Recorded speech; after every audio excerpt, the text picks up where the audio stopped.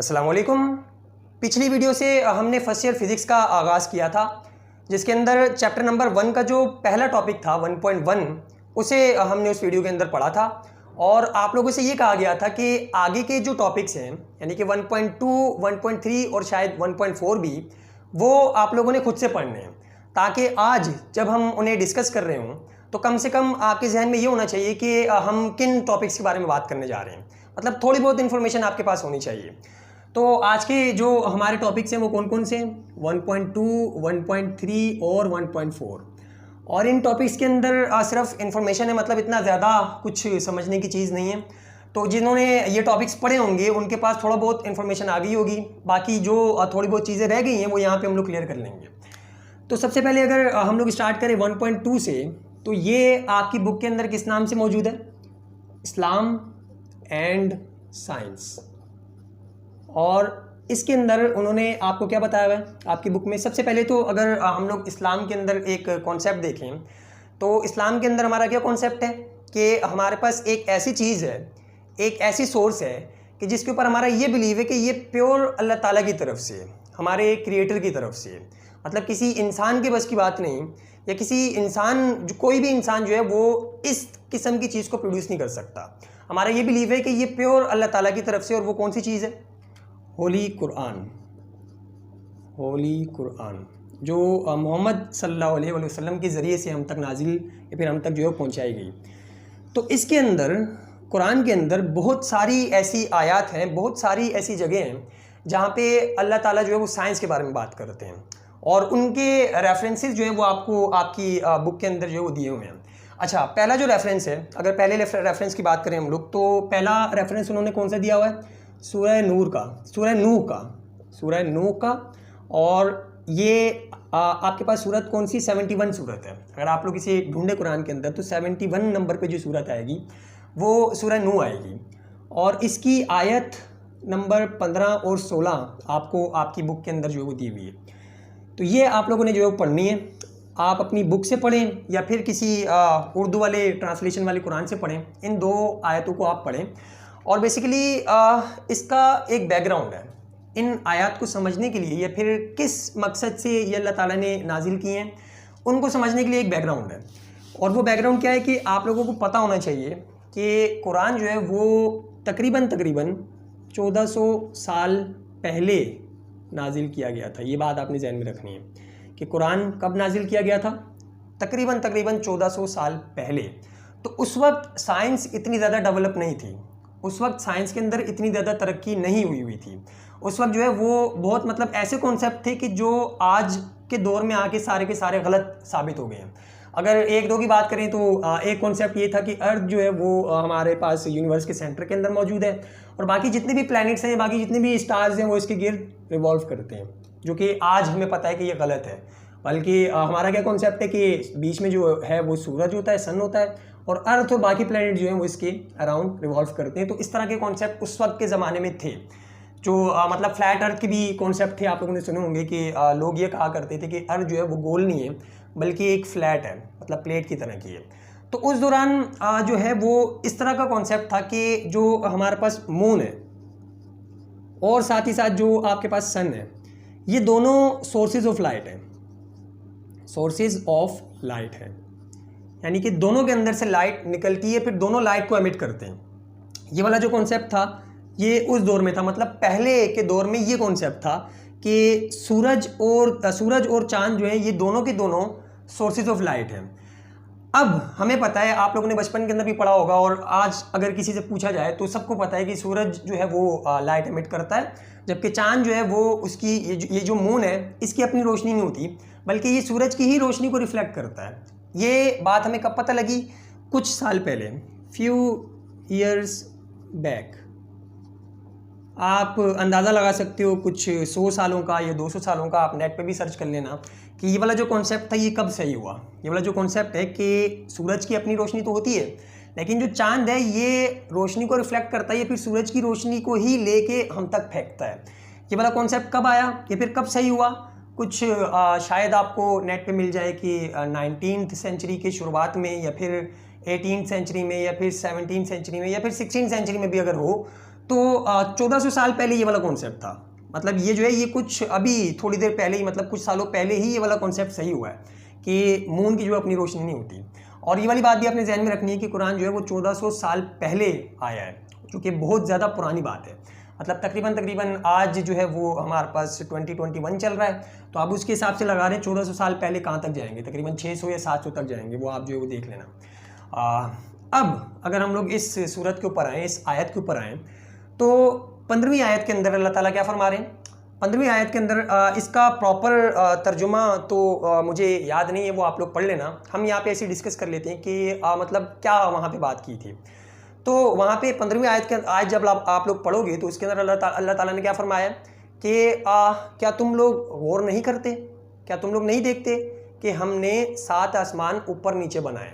अच्छा, शुरू में जो ये जुमला है कि क्या तुम लोग गौर नहीं करते या फिर क्या तुम लोग नहीं देखते, ये इसलिए शुरू में जो है वो अल्लाह ताला ने फरमाया ताकि जो आगे वो लोग वो बात करने जा रहे हैं उसकी इम्पोर्टेंस ज़ाहिर हो, या फिर मतलब ये बताया जा रहा है, ये वाला जो जुमला ये इसलिए कहा गया है कि आगे फोकस करवाना चाह रहे हैं। जैसे हम लोग किसी बंदे को कोई बात बता रहे होते हैं तो उसकी अगर तवज्जो हमें लेनी होती है तो हम बोलते हैं क्या तुम सुन नहीं रहे, मैं तुम्हें ये बात बता रहा हूँ। तो इसलिए अल्लाह ताला ने शुरू में ये बताया कि क्या तुम लोग नहीं देखते कि हमने 7 आसमान ऊपर नीचे करके बनाए 15वीं आयत के अंदर। और फिर 16वीं आयत के अंदर उन्होंने ये फरमाया कि फिर इन आसमान के अंदर हमने चाँद को नूर और सूरज को चिराग बनाकर पैदा किया। इन आसमानों में अल्लाह ताला ने चाँद को नूर और सूरज को चिराग बनाकर पैदा किया। अच्छा, अब इसका तर्जुमा आपको काफ़ी जगहों के ऊपर मिलेगा। ये जो तर्जुमा है ये काफ़ी जो है वो एहतियात के साथ किया है, मतलब अच्छा किया है इन्होंने। और ये तर्जुमा शायद मैंने पढ़ा है मुफ्ती तकी उस्मानी का, मैं यहाँ पे उसका स्क्रीनशॉट भी डाल दूँगा। और आप लोगों के पास भी जो जो सोर्सेज हैं आप वहाँ से देख सकते हैं। इन्होंने एक बात यहाँ पे अच्छी ये की कि जो अरबी के अंदर लफ्ज़ नूर था इसे ट्रांसलेट नहीं किया, एज इट इज़ जो है वो उर्दू के अंदर भी नूर का लफ्ज़ ही चाँद के लिए इन्होंने यहाँ पे इस्तेमाल किया है। ये बड़ी अच्छी बात की है मुफ्ती तकी उस्मानी ने, और भी शायद काफ़ी सारी जगहों पे आपको नूर का ही लफ्ज़ मिलेगा। अच्छा, अब अरबी की एक ख़ासियत ये है, हम सबको पता है कि अरबी के अंदर एक लफ्ज़ के बहुत सारे मायने होते हैं।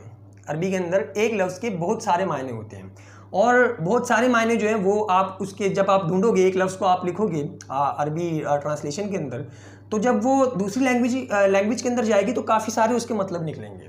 तो यहाँ पे जो ये लफ्ज़ नूर है, अब काफ़ी सारे लोगों ने क्या किया है कि इसको ट्रांसलेट किया जब उर्दू के अंदर, तो यहाँ पे लाइट या फिर यहाँ पे जो है रोशनी का लफ्ज़ इस्तेमाल कर दिया कि चाँद को हमने रोशनी वाला और सूरज को चिराग बनाकर पैदा किया। जैसे आप लोग अपनी बुक के अंदर देखो, इंग्लिश के अंदर अगर हम लोग बात करें तो आप जब बुक के अंदर इसका तर्जुमा पढ़ोगे तो बुक के अंदर तर्जुमा उन्होंने क्या किया हुआ है कि we have placed the moon as a light, moon as a light, ये वाला जो आपको जुमला वहाँ पे मिलेगा, मून एज अ लाइट, जबकि ये ट्रांसलेशन जो है वो गलत है। मून एज अ लाइट, नूर की ये ट्रांसलेशन नहीं हो सकती। नूर अरबी के अंदर उस चीज़ को बोलते हैं या फिर उस रोशनी को बोलते हैं कि मतलब कोई चीज़ किसी रोशनी को फैलाए, उसकी अपनी रोशनी ना हो बल्कि वो किसी और की रोशनी ले और वो रिफ्लेक्ट करे, रोशनी को रिफ्लेक्ट करे, उसकी अपनी रोशनी नहीं होती। नूर का मतलब ये होता है। यहाँ पे जो लाइट इन्होंने लिखा हुआ है इसके पीछे एक और लफ्ज़ आना है जिसका जो कौन सा लफ्ज़ है, बोरोड लाइट, बोरोड लाइट, इस लाइट के पीछे, तो इसका सही तर्जुमा होता। यहाँ पे इन्होंने जो है वो गलत किया हुआ है। बोरोड लाइट या फिर इसे जो है वो आप रिफ्लेक्टेड लाइट भी बोल सकते हो, रिफ्लेक्टेड लाइट या फिर बोरोड लाइट। बोरोड का मतलब कि उधार ली हुई, कि मतलब इसकी अपनी रोशनी नहीं है बल्कि ये सूरज से रोशनी लेता है और आगे जो इस तरह से फेंकता है। या फिर रिफ्लेक्टेड लाइट भी आप जो है वो इस्तेमाल कर सकते हो कि जो सूरज से रोशनी आती है ये उस लाइट को रिफ्लेक्ट करता है। तो अरबी के अंदर आप अगर इसको पढ़ें, इसको सर्च करें तो आपको ये पता लगेगा कि जो नूर का लफ्ज़ है ये उन चीज़ों के लिए फिर उस सेंस में लेते हैं कि लाइट जो है वो किसी चीज़ के ऊपर आए और वो उससे जो है रिफ्लेक्ट कर दे। तो अल्लाह ताला ने बोला है कि चाँद को हमने एज अ नूर बनाया है। तो नूर का मतलब क्या कि ये लाइट को लेता है सूरज की और उसे रिफ्लेक्ट करता है, आगे फेंकता है इस तरह से। और सूरज के लिए जो लफ्ज़ इस्तेमाल किया वो आपकी बुक के अंदर जो है वो लैम्प, वो सही है। सूरज को जो है वो इन्होंने लैम्प कहा गया है, जो यहाँ पे उर्दू के अंदर भी जो है चिराग है, और अरबी के अंदर भी जो है वो लफ्ज़ वही, मतलब जो ट्रांसलेशन इसकी हुई है वो यहाँ पे सही है। चिराग, चिराग का मतलब कि जिसकी अपनी रोशनी होती है। और नूर को देखें तो नूर जो है वो चीज़ होती है कि जो लाइट लेती है किसी की और उसको जो आगे रिफ्लेक्ट करती है। अच्छा, अब ये वाली आयत कब नाजिल हुई? 1400 साल पहले। 1400 साल पहले जिस वक्त ये कॉन्सेप्ट चल रहा था पूरी की पूरी दुनिया में, लोगों ने ये एक्सेप्ट किया हुआ था कि मून और सन दोनों की दोनों सोर्सेज ऑफ लाइट है। सोर्सेज ऑफ लाइट का मतलब कि दोनों लाइट को एमिट करती हैं, दोनों चिराग है, दोनों लैंप है। ये वाला कॉन्सेप्ट सही कब हुआ? कुछ साल पहले, कुछ ही साल पहले जो है सही हुआ। लेकिन कुरान ने हमें कब बताया हुआ है? 1400 साल पहले। तो आप अगर यहाँ पे सोचें तो कौन सा इंसान इस तरह के कॉन्सेप्ट को 1400 साल पहले, जब पूरे के पूरे दुनिया के अंदर ये कॉन्सेप्ट चल रहा हो कि सूरज भी जो है वो अपनी लाइट रखता है और मून जो है इसकी भी अपनी लाइट होती है, कौन सा इंसान इस तरह की बात लिख सकता है? तो ये वाली जो आयत है ये आप लोग बेस बना सकते हो। मतलब काफ़ी सारे लोग हमारे माशरे के अंदर मौजूद हैं, आपको मिलेंगे जो लोग एथियस्ट होंगे, जो किसी खुदा के अंदर नहीं मानते, या फिर गैर मुस्लिम होंगे। वो आपको बार बार ये बोलेंगे कि जो कुरान है ये मोहम्मद सल्लल्लाहु अलैहि वसल्लम ने नाउज़ुबिल्लाह खुद लिखा है या फिर किसी इंसान ने लिखा हुआ है, ये हम नहीं मानते कि अल्लाह की तरफ से। तो आप किस तरह से उसे प्रूफ कर सकते हो? ये आपके पास आयत है, इसको बेस बना के आप प्रूफ कर सकते हो कि कौन सा इंसान इस तरह की बात कर सकता है 1400 साल पहले। और ये सिर्फ एक आयत नहीं है, इस तरह की बहुत सारी आयत हमारे पास कुरान के अंदर मौजूद है। एक और आयत अगर हम लोग देखें, वो आपकी बुक के अंदर तो नहीं है लेकिन वो बहुत ही ज़बरदस्त किस्म की आयत है, और ये हमने मैट्रिक के अंदर भी डिस्कस की हुई है। उसका रेफरेंस भी है, फिर उसको भी यहाँ पे डिस्कस कर लेते हैं। उसका जो बैकग्राउंड है ये मैं जो मिटाने लगा हूँ। अगर किसी ने नोट करना है तो इन चीज़ों को नोट कर लो, कभी किसी से जो है वो बहस वगैरह हो तो आप ये चीज़ें जो है उनको बता सकते हो। अच्छा, अब दूसरी आयत जो हम लोग डिस्कस करने वाले हैं वो आपकी बुक के अंदर तो नहीं है, लेकिन हम अलग से जो इसे डिस्कस कर रहे हैं क्योंकि वो काफ़ी इंटरेस्टिंग है और हमने मैट्रिक के अंदर भी डिस्कस की हुई है। उसका बैकग्राउंड ये है कि आप लोगों ने बिग बैंग के बारे में सुना होगा, बिग बैंग के बारे में सुना होगा, big bang theory. Big bang theory इसका आगाज़ या फिर ये जो कॉन्सेप्ट आया था या फिर ये जो थ्योरी शुरुआत के अंदर पेश की गई थी वो 1900 अप्रॉक्सीमेट कर लेते हैं। वैसे तो 1950s या फिर 1940s मतलब इस तरह से आता है, या 1920s का आता है, चलो हम लोग इस तरह से अप्रॉक्सीमेट कर लेते हैं। 90s के शुरू के अंदर हमारे पास 1900s के शुरू के अंदर जो है बिग बैंग थ्योरी आई। बिग बैंग थ्योरी है क्या? बिग बैंग थ्योरी हमें ये बताती है कि ये जितना भी यूनिवर्स था सारे का सारा ये सिंगल डॉट के अंदर था। ये सिंगल डॉट के अंदर जो है वो मिला हुआ था, और फिर क्या हुआ कि उस सिंगल डॉट, अच्छा ये जो सिंगल डॉट था इसकी डेंसिटी बहुत ही ज़्यादा थी और इसका जो टेम्परेचर था वो भी बहुत ज़्यादा था। तो एक दिन क्या हुआ कि इसका टेम्परेचर इतना ज़्यादा हो गया और डेंसिटी इतनी ज़्यादा हो गई कि खुद ब खुद इसके अंदर जो है एक बिग बैंग हुआ, धमाका हुआ। और इस धमाके के नतीजे में क्या हुआ कि ये सारे के सारा यूनिवर्स जो है आहिस्ता आहिस्ता खुद ब खुद बनता गया, और जितनी भी एनर्जी है पूरे यूनिवर्स के अंदर, जितना भी हमारे पास मैटर है वो सारे के सारा उस सिंगल डॉट जिसको हम लोग सिंगुलैरिटी बोलते हैं वहाँ से आया। शॉर्ट के अंदर जो है वो कंडेंस करके इस बिग बैंग को मैं यहाँ पे बता रहा हूँ। ये बैकग्राउंड है उस आयत को जो है समझने के लिए। और ये कॉन्सेप्ट कब था? 1900s के अंदर जो है वो ये वाला कॉन्सेप्ट दिया था किसी एक साइंटिस्ट ने। आप जो नेट के ऊपर सर्च कर सकते हैं उसका नाम। अच्छा, अब ये वाली थ्योरी जो है वो, अच्छा ये वाली जो थ्योरी है अभी अगर आप बात करें तो काफ़ी सारे साइंटिस्ट ने, तकरीबन सभी साइंटिस्ट ने और सभी लोगों ने इसको एक्सेप्ट कर लिया है। ये थ्योरी जो है वो मान ली है, सारे साइंटिस्ट ने ही मान ली, क्योंकि जितनी भी एक्सपेरिमेंटल ऑब्जर्वेशन है या फिर जितनी भी उन्होंने अपनी कैलकुलेशंस की हैं उसके मुताबिक ये वाली जो थ्योरी है ये अब मतलब बिल्कुल सही जा रही है, मतलब सारे लोगों ने इसे मान लिया है। तो अगर हम लोग कुरान की बात करें तो कुरान के अंदर इसका रेफरेंस क्या है? 21 सूरत, और इस सूरत का नाम शायद सूरह अंबिया है। सूरह अंबिया, आप इसको देख लेना, 21 नंबर के ऊपर आएगी और इसकी आयत नंबर जो है वो 30 है। 21 और 30, 21 सूरत और उसकी आयत नंबर 30। इसके अल्फाज कुछ इस तरह से हैं कि अवलम यरल्लज़ीना कफ़रू डू नॉट दी अनबिलीवर सी, कि यहाँ पे भी अल्लाह ताला जो है शुरू में ये बता रहे हैं, मतलब गौर दिलाने के लिए, फिर इंपॉर्टेंस बताने के लिए जो आगे वो बात करने जा रहे हैं, यहाँ पे तवज्जो दिलाने के लिए जो है बात शुरू में कर रहे हैं कि डू नॉट दी अनबिलीवर सी, कि जो ये कुफ़ार लोग हैं जो गैर मुस्लिम हैं, क्या ये लोग नहीं देखते? अवलम यरल्लज़ीना कफ़रू, ये लोग नहीं देखते? अन्नस समावाति वल अर्ज़ा, कि ये जो हमारे पास सारे के सारे आसमान थे, that the heavens and the earth, कि जितने आसमान थे और जितनी हमारे पास ये ज़मीन थी, that the heavens and the earth अन्नस समावाति वल अर्ज़ा कानता रतकन फफतकनाहुमा, they were joined together as a single unit of creation. ये आपस में बाहम मिले हुए थे, आसमान और ज़मीन आपस में मिले हुए थे।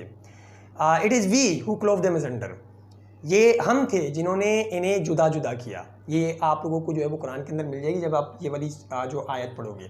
तो ये क्लियरली बता रही है कि आसमान और ज़मीन जो थे वो शुरुआत में मिले हुए थे आपस में। सेम वही कॉन्सेप्ट जो बिग बैंग थ्योरी के अंदर उन्होंने बताया कि सारे के सारा यूनिवर्स एक सिंगल डॉट के अंदर मौजूद था, सिंगुलैरिटी थी।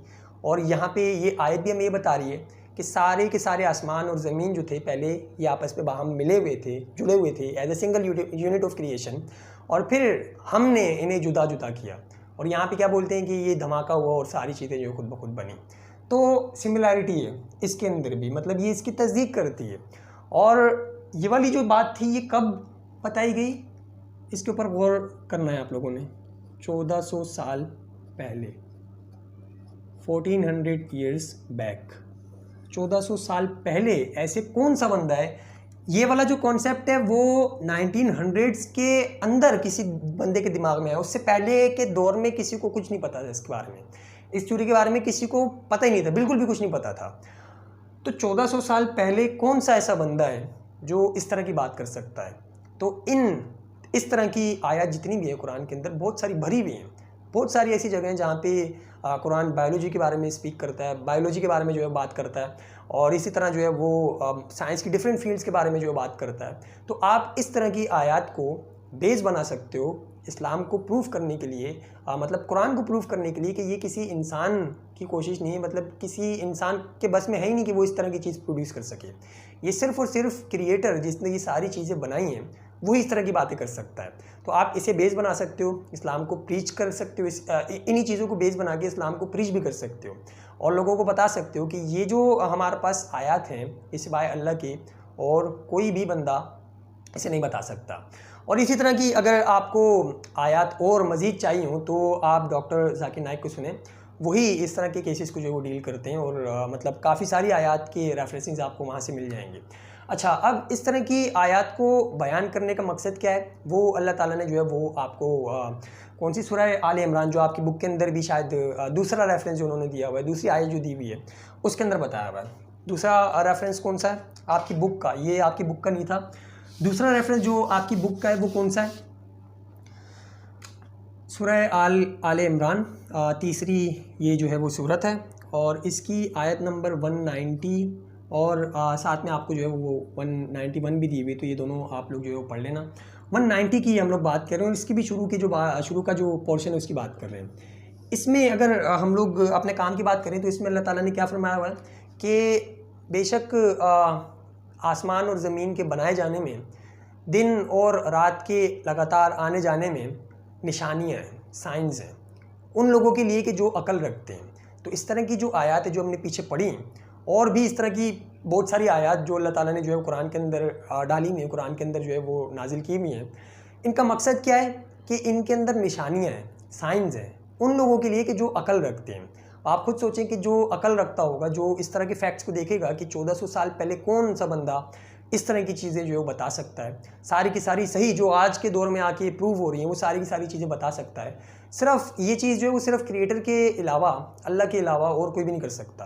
तो अगर उसके पास अकल होगी, वो अकल रखता होगा, तो उसके लिए इसके अंदर निशानी है, वो हक़ की तरफ आ सकता है।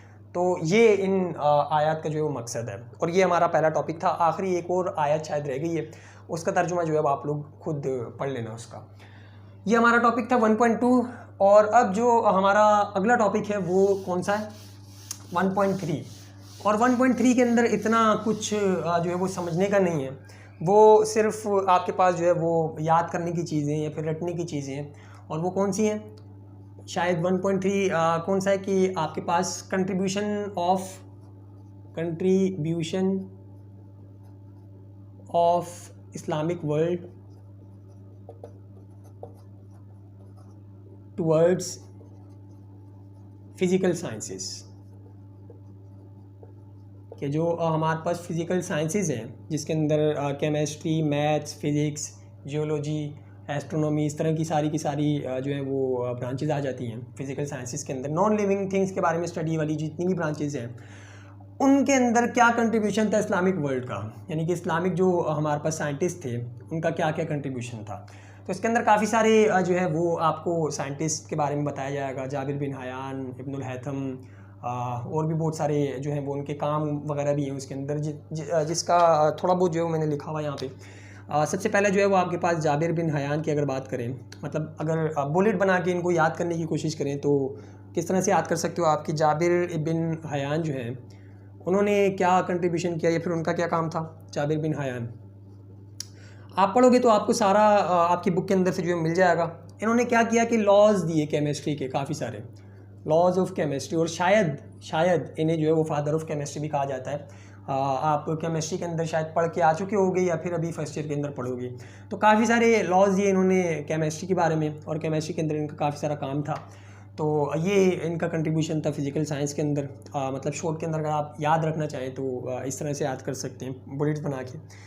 इसके बाद जो है वो बतानी है, अल बतानी, और ये सारे के सारा जो दौर था वो मुसलमानों के उरूज का दौर था, जब मुसलमान पढ़ाई लिखाई के अंदर जो थे वो काफ़ी ज़्यादा इन थे और उरूज पे थे, मतलब इल्म की वजह से जो थे वो उरूज पे थे।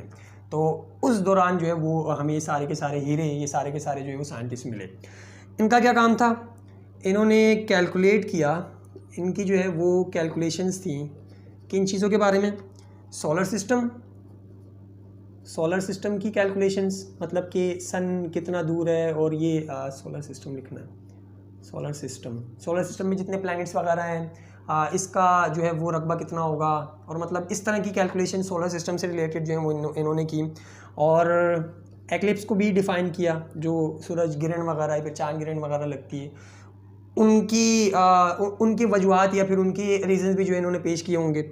और इसके अलावा जो है वो यही एक्लिप्स ऑफ मून एंड सन, मतलब सूरज ग्रहण और चांद ग्रहण जो होती है हमारे पास, इनके फेजेस को या फिर इनको भी जो है डिफ़ाइन किया अल बतानी ने। इसके बाद जो है वो हमारे पास अल ख्वारिज़मी है, और अल ख्वारिज़मी का क्या काम है। ख्वारिज़मी आप जो है साथ में नोट कर सकते हैं याद रखने के लिए, या फिर MCQs वगैरह के लिए जो आपके पास इंपॉर्टेंट होगा। इन्होंने क्या किया कि एनालिटिकल अलजबरा को डेवलप किया। एनालिटिकल जो अलजबरा है, अलजबरा जो मैथ की एक फील्ड है जो आप लोग पढ़ते हो, जिसके अंदर वेरिएबल्स को जो है वो इंट्रोड्यूस करवाया है हमने, XY 2XY, मतलब इस तरह की जो इक्वेशंस आती हैं 2x प्लस का 3y, और इस तरह की जो आगे मतलब ये अलजबरा ये वाली फील्ड कहलाती है। तो एनालिटिकल अलजबरा जो है वो अल ख्वारिज़मी ने ही इंट्रोड्यूस करवाई थी, इन्होंने ही डेवलप की थी। इसके बाद इन्होंने एक किताब लिखी जिसे हिसाबुल जब्र वल मुकाबरा, हिसाबुल जब्र वल मुकाबला, ये इन्होंने जो है वो एक किताब लिखी है जो आप लोगों ने याद रखनी है। और इसके अलावा इन्होंने जो है वो लोगैरिथम और साथ में एल्गोरिथम जो आपके पास मैथ्स के अंदर ही होते हैं, एल्गोरिथम, ये भी इन्हीं का ही काम है, यानी कि इन्होंने ही डेवलप किए थे। इसके बाद जो है वो हमारे पास इब्नुल हैथम है, और इसके बारे में तो आप अच्छा खासा जानते होंगे, आपने मैट्रिक के अंदर जो है इनको बहुत पढ़ा है इब्नुल हैथम, और इनका क्या क्या कंट्रीब्यूशन है, क्या क्या काम है, आप वैसे भी बता सकते हो। पिनहोल कैमरा सबसे पहले तो, या फिर इनकी एक बुक थी किताबुल मनाजिर, इन्होंने किताबुल मनाजिर लिखी, जिसके अंदर इन्होंने क्या किया था कि ग्रीक का जो कॉन्सेप्ट था कि लाइट हमारी आंखों के अंदर जाती है, या फिर जो इमेजेस फॉर्म होती हैं वो किस तरह से फॉर्म होती हैं कि लाइट सीधा हमारी आंखों में जाती है और उस चीज़ की इमेज फॉर्म हो जाती है। तो इन्होंने वाला कॉन्सेप्ट जो है वो सही किया था कि ऐसा नहीं होता, मतलब लाइट जाती है पहले ऑब्जेक्ट के ऊपर जाती है और फिर हमारी आंखों के अंदर जाती है, तो तब इमेज फॉर्म होती है। मतलब ग्रीक का क्या कॉन्सेप्ट था कि हमारी आंखों से लाइट निकलती है, ऑब्जेक्ट के ऊपर पड़ती है, तो हमें जो है वो नज़र आता है। मतलब उनका ये कॉन्सेप्ट था कि हमारी आंखें जो है वो टॉर्च है, और यहाँ से लाइट रेज निकलती हैं, चीज़ों के ऊपर पड़ती हैं, तो वो चीज़ जिसके ऊपर लाइट रेज पड़ रही होती है वो हमें नज़र आने लग जाती हैं। इन्होंने इब्नुल हैथम ने ये वाला कॉन्सेप्ट सही किया था कि ऐसा नहीं होता, बल्कि असल में क्या होता है कि लाइट रेज ऑब्जेक्ट से निकल के हमारी आंख के अंदर जा रही होती हैं और फिर उस ऑब्जेक्ट की इमेज हमारी आंख के अंदर फॉर्म हो रही होती है। तो ये एक किताबुल मनाजिर इन्होंने लिखी थी इसी कॉन्सेप्ट के ऊपर शायद। और इसके अलावा रिफ्लेक्शन के और रिफ्रैक्शन के कुछ लॉज थे, वो भी इन्होंने जो है पेश किए। रिफ्लेक्शन और रिफ्रैक्शन के कुछ लॉज थे, वो भी इन्होंने पेश किए। फिर इसके बाद पिनहोल कैमरा भी इन्होंने डेवलप किया, और भी इनके बहुत सारे काम हैं। आप मज़ीद अगर पढ़ना चाहें तो आपकी बुक के अंदर सारे के सारे लिखे हुए होंगे, मौजूद होंगे। आखिरी जो है वो आपके पास अल बैरूनी है, अल बैरूनी। और इनका क्या कंट्रीब्यूशन था, इनका जो है वो इन्होंने एक किताब लिखी जिसका नाम किताब उल कानून अल मसूद, ये इनकी किताब का नाम है। और थे क्या क्या ये, किस किस फील्ड के अंदर थे ये, एस्ट्रोनॉमर थे, ठीक है, यानी कि हमारे पास जितनी भी खलाई चीज़ें होती हैं उनके बारे में स्टडी करते थे। और इसके अलावा ये फिज़िशियन भी थे। फिज़िशियन के अलावा जो थे ये आपके पास जो है वो मैथमेटिशियन भी थे, मैथमेटिशियन भी थे। तो ये हमारे पास जो है वो कुछ कंट्रीब्यूशन है। और भी शायद साइंटिस्ट के बारे में आपकी बुक के अंदर लिखा हो, लेकिन ये कुछ उसमें से इम्पोर्टेंट चीज़ें थी जिसे यहाँ पे हमने डिस्कस किया। और यही टॉपिक था आपके पास 1.3, जो कि कौन सा था, contribution of Islamic world towards physical sciences. तो साइंस को काफ़ी ज़्यादा जो है वो चीज़ें दी हैं, काफ़ी ज़्यादा कंट्रीब्यूट किया है हमारे इस्लामिक स्कॉलर्स ने, हमारे इस्लामिक जो है वो साइंटिस्ट ने। और ये सारे के सारा जो है आपकी बुक के अंदर फिर मौजूद है। आखिरी जो टॉपिक है वो हमारे पास रह गया 1.4, उसे भी जो है वो डिस्कस करते हैं और आज की वीडियो जो है वो फिर ख़त्म करते हैं। आखिरी टॉपिक कौन सा हमारे पास, 1.4। और 1.4 के अंदर उन्होंने हमें क्या बताया, 1.4 जो है वो आपका कौन सा टॉपिक है, शायद फिज़िक्स एंड सोसाइटी है, फिज़िक्स एंड सोसाइटी।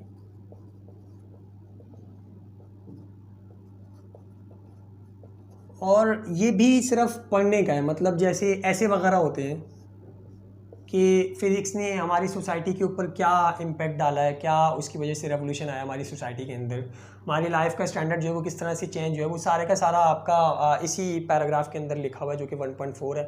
तो आप अपनी बुक के अंदर से जो है वो इसे पढ़ लेना पूरा। समरी इसकी यहाँ पे हम लोग जो है वो बयान कर देते हैं।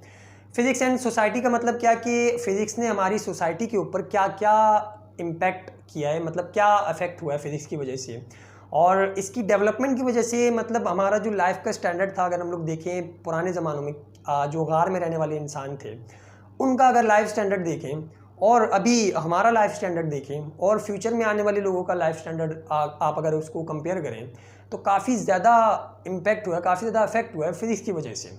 मतलब इसके अंदर ही काफ़ी सारी चीज़ें जो यहाँ पे हमने लिखी हुई हैं। सबसे पहले तो अगर हम लोग बात करें तो एक बात यहाँ पे इन्होंने लिखी हुई जो MCQs के हवाले से इम्पॉर्टेंट है, हीट इंजन का बनना, व्हील का बनना भी काफ़ी ज़्यादा रेवोल्यूशन था। हमारे पास काफ़ी ज़्यादा चीज़ें उसकी वजह से जो है वो डेवलप हुई। और दूसरी चीज़ जो है वो आपके पास याद रखने की क्या है कि हीट इंजन का बनना, हीट इंजन का बनना। हीट इंजन हमारे पास ये जितने भी गाड़ियों के अंदर इंजन है जिसकी वजह से गाड़ियाँ जो है मूव कर रही हैं, उसे वो हीट इंजन की वजह से ही चल रही हैं। तो हीट इंजन किसने बनाया था, जॉर्ज स्टीफन इनका नाम है। ये साइंटिस्ट हैं जिन्होंने ये हीट इंजन डेवलप किया था। और किस तरह से डेवलप किया था, फिर किस आइडिया, इनको आइडिया कैसे आया था, लेड ऑफ कैटल, कैथली की जो ऊपर ढक्कन होता है, कैथली के ऊपर जो ढक्कन होता है, कुछ इस तरह की अगर आपके पास कैथली हो और इसके ऊपर जो ढक्कन होता है इसको लेड बोलते हैं। हमने शायद मैट्रिक के अंदर एक एक्सपेरिमेंट भी किया था, लेड टैन एक्सपेरिमेंट, ढक्कन को बोलते हैं लेड ऑफ कैटल। जब आग के ऊपर इन्होंने रखी हुई कैटल को देखा जिसके अंदर शायद पानी था, तो क्या हुआ कि कुछ देर बाद ये जो इसका ढक्कन था ये ऊपर जाने लगा, भाप की वजह से अंदर भाप इतनी ज़्यादा बन गई कि ये जो ढक्कन था ये ऊपर जाने लगा। तो इस आइडिया से जो है वो इनको ये इंस्पायर हुए और इनको ये आइडिया मिला कि हीट इंजन भी बन सकते हैं, यानी कि हीट से हम चीज़ों को मूव करवा सकते हैं। तो इसी आइडिया को लेते हुए जो है वो इन्होंने हीट इंजन डेवलप किया। इसके बाद काफ़ी ज़्यादा रेवोल्यूशन आया, चीज़ें काफ़ी ज़्यादा जो है वो हमारे पास डेवलप हो गई। तो हीट इंजन का एक कॉन्सेप्ट जो यहाँ पे इन्होंने दिया हुआ आपकी बुक के अंदर लिखा हुआ होगा, आप उसे पढ़ लेना। इसके बाद क्या क्या रेवोल्यूशन आया, फिर क्या क्या फिज़िक्स ने हमारी सोसाइटी के ऊपर इम्पैक्ट डाला है, वो कुछ इस तरह से है कि 19th सेंचुरी के अंदर हमारे पास जो है वो इलेक्ट्रिसिटी का आना, और इसके बाद इलेक्ट्रिक मोटर्स का बनना, और जो है वो इलेक्ट्रिक जनरेटर्स का बनना, इंडस्ट्री का बनना। मतलब क्योंकि जब इलेक्ट्रिसिटी आई थी हमारे पास 19th सेंचुरी के अंदर, तो काफ़ी ज़्यादा चीज़ें जो थी उसकी वजह से हमारे पास रेवोल्यूशनलाइज हो गई थी। मतलब काफ़ी ज़्यादा चीज़ें जो डेवलप होना स्टार्ट हो गई थी, इंडस्ट्री का लग जाना, और उसके बाद जो है वो चीज़ें बनते जाना, और उसके बाद मतलब पूरे का पूरा एक लाइफ स्टैंडर्ड जो है हमारा पूरा चेंज हो गया था। तो एक पॉइंट ये लिखा हुआ है। और मज़ीद डेवलपमेंट के बाद हमें क्या क्या चीज़ें जो है वो देखने को मिलती हैं। माइक्रोस्कोप, क्या था, माइक्रोवेव ओवन, मतलब काफ़ी सारी चीज़ें जो आपके इर्द गिर्द आप लोग देख रहे हो। माइक्रोवेव ओवन है, इसके अलावा जो है वो आपके पास रेफ्रिजरेटर्स हैं, वॉशिंग मशीन्स हैं, मोटर्स हैं,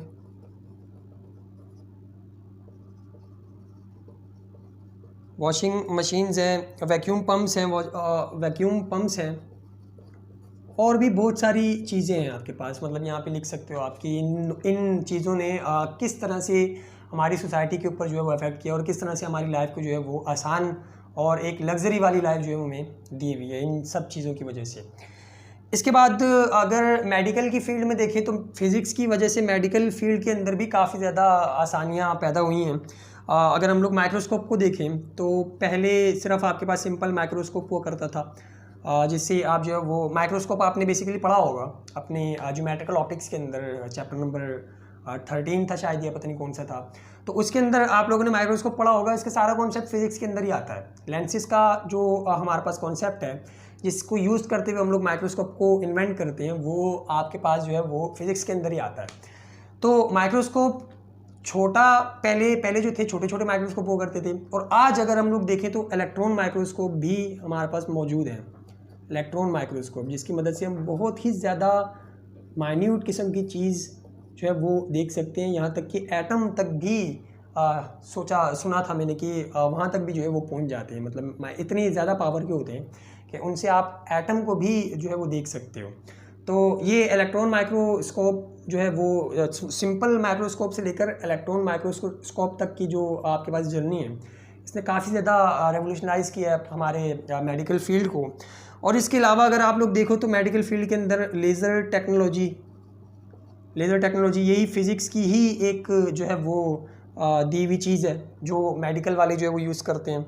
इसके अलावा अल्ट्रासोनिक जो आपके पास रेडिएशंस हैं, जिससे आप अल्ट्रासाउंड वगैरह करते हो, वो भी सारा रेडिएशंस वो भी सारा फिज़िक्स ने दिया। और भी अगर हम लोग देखें तो बहुत सारी ऐसी चीज़ें हैं जिनको यूज़ करते हुए जो है वो आप लोग ऑप्टिकल फाइबर्स हैं जो आप लोग जो है वो अंदर डालते हो यहाँ से, और चीज़ें अंदर की देख रहे होते हो। हमने ऑप्टिकल फाइबर के बारे में भी पढ़ा मैट्रिक के अंदर ही। और भी बहुत सारी चीज़ें जो मेडिकल फील्ड के अंदर भी आ रही होती हैं। तो सिर्फ मेडिकल नहीं बल्कि हर फील्ड को फिज़िक्स ने रेवोल्यूशनलाइज किया है, और किस तरह से हमारा जो लाइफ स्टैंडर्ड था कहाँ से कहाँ तक जो है वो पहुँचा दिया, और मज़ीद आगे हम लोग जो है वो लग्जरी की तरफ जा रहे हैं, और मज़ीद डेवलपमेंट इस फिज़िक्स और टेक्नोलॉजी के अंदर हो रही है। तो ये इम्पैक्ट है फिज़िक्स का हमारी सोसाइटी के ऊपर, और ये आपका 1.4 था। और हमारा जो लेक्चर था ये लेक्चर नंबर 2 था, जिसके अंदर हमने 3 टॉपिक्स कवर किए जो कि 1.2, 1.3 और 1.4 है। 1.1 हमने जो है वो लेक्चर नंबर 1 के अंदर कवर किया था। और आगे जो फिर आपके पास टॉपिक्स रहते हैं, आप 1.5, 1.6 और 1.7 डायमेंशंस तक जो है वो अगला आप लोगों ने पढ़ना है खुद से। और अगली वीडियो के अंदर फिर हम लोग कौन कौन से टॉपिक्स डिस्कस करेंगे लेक्चर नंबर 3 के अंदर। लेक्चर नंबर 3 के अंदर हम लोग कौन कौन से टॉपिक डिस्कस करेंगे, 1.5, 1.6 एंड 1.7। मेन जो फोकस होगा हमारा वो 1.7 के ऊपर होगा, क्योंकि ये डायमेंशन का टॉपिक है और ये काफ़ी ज़्यादा इंपॉर्टेंट है। बाकी जो ये चीज़ें ये आप लोगों की खुद की पढ़ने की है, ये हमने मैट्रिक के अंदर भी पढ़ी हुई है। मेजरमेंट ऑफ टाइम, ये फिर आपको सिस्टम ऑफ यूनिट्स के बारे में बताया होगा इसके अंदर 1.5 और 1.6 के अंदर। सिर्फ इन्फॉर्मेशन है वो आप लोगों ने पढ़नी है। हम इसको थोड़ा सा जो है वो समरी इसकी ले लेंगे, इसी तरह जिस तरह यहाँ पे हमने इन टॉपिक्स की ली। और फिर जो मेन फोकस होगा हमारा वो 1.7 के ऊपर होगा, डायमेंशन के ऊपर। और फिर शायद अगर देखेंगे उसी वीडियो के अंदर हम डायमेंशन के कुछ न्यूमेरिकल्स वगैरह भी हैं, कुछ प्रॉब्लम्स वगैरह भी हैं, अगर वो भी उसी वीडियो के अंदर कवर हो गए तो हो गए, नहीं तो फिर अगली वीडियो के अंदर हम लोग डायमेंशन के जो न्यूमेरिकल्स वगैरह हैं वो अगली वीडियो के अंदर जो है वो डिस्कस कर लेंगे। तो आज के लिए इतना ही, मिलते हैं फिर अगली वीडियो में, तब तक के लिए अल्लाह हाफिज़।